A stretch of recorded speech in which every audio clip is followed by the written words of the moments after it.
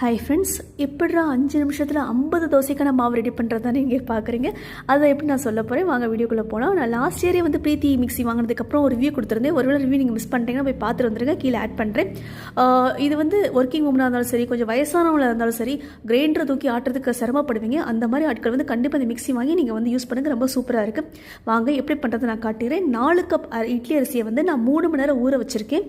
4 cup idli அரிசிக்கு எப்போயுமே 1.25 cup உளுந்து வந்து கரெக்டான பதமாக இருக்கும். அதாவது தோசை மாவு பதத்துக்கு கரெக்டாக இருக்கும். 4 கப்புக்கு 1.25 தான் கரெக்டான அளவு.